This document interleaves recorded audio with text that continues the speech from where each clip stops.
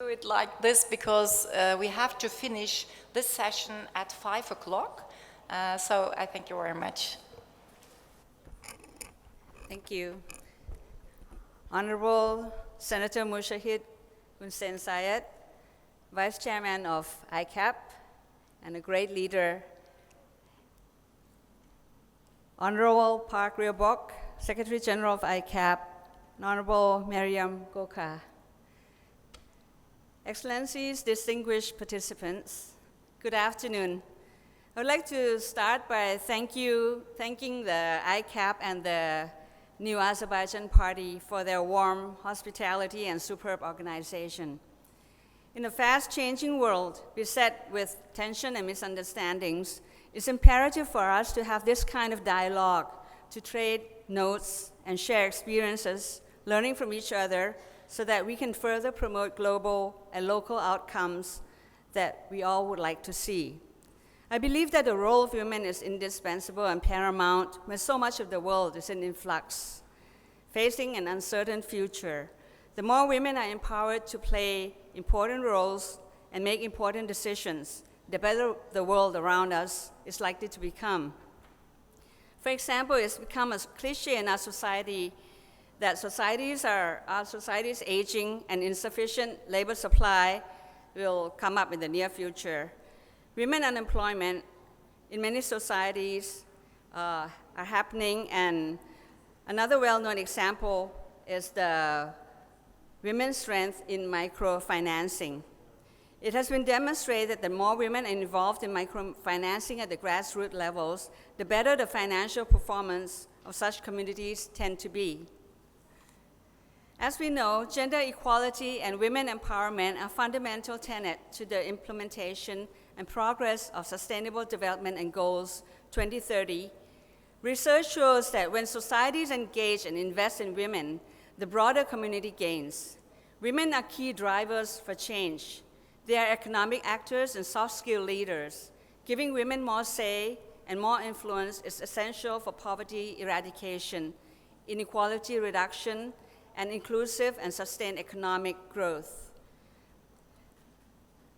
Across Asia and the Pacific, women's overall labor force participation in the region is just 48%. Advancing women's empowerment would further unleash greater economic efficiency and economic growth possibilities, leading to productivity and innovation. Women entrepreneurship also contributes to inclusive development and sustainability. In view of the ongoing global trends, we are in the early stages of the fourth industrial revolution, also known as the 4IR.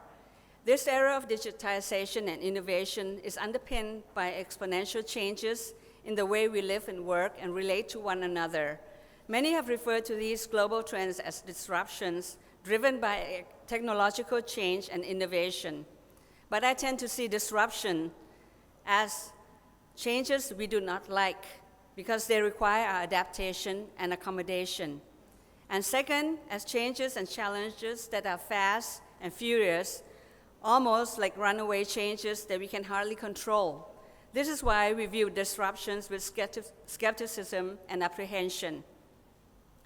Here's where I think women have a crucial role, because they're the most vulnerable to revolutionary technological changes, as they represent roughly 50% of the global population.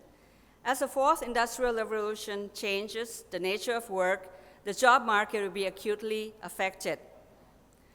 To avoid being driven out and crowded out of the workforce, women will have to relearn and upgrade their skill sets. Doing so requires us to advance women economic empowerment in Asia. We need to be proactive and forward-looking. Training women for new jobs and new skills will be necessary, but insufficient. But we also need to tackle the root causes of gender equality. In this context, I would like to offer 3 recommendations for empowering women participation in economic activities as the fourth industrial revolution further unfolds. The first is to address the literacy gap and engage the business community in public policy. Most jobs between now and 2030 will have a technology component. Traditional and technical sciences and mathematics, also known as STEM, or sciences, technology, engineering, and mathematics face growing demands in the labor market. Yet women are underrepresented in these areas because men are seen as more suitable and conventional. In order to reduce the gender gap and empower women, we must first change our traditional mindset on men and women, doing away with outdated stereotypes. Yes, Excellencies, distinguished participants, women can be just as smart scientists and engineers as men. It can be seen in jobs and industries around us, but we just need to see more of it. We need to encourage girls and women to pursue STEM subjects. Women should also be as much involved in the design, development, and production of technology. My second recommendation is to ensure that women and girls have opportunities and access to education and training to keep their knowledge. We need to invest and promote mentoring and upskilling programs for lifelong learning and acquiring new skills that enable women to work in a constantly changing environment. The third is to make sure that women have access to technologies and innovation. Let's eliminate the barriers of women's access and use of digital technologies with a focus on affordability, safety, and use of digital technologies with a focus on affordability, safety, availability of relevant infrastructure.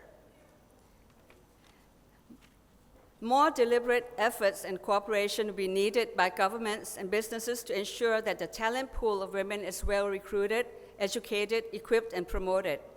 With the right mix of investment and incentives in women and men, the continuous closing of gender gaps, we can turn the challenges from the 4IR into opportunities by empowering women to fill in present and future jobs that can be very good at but have not had a chance to try. Let's give them that chance, not just for them, but also for us. Thank you very much.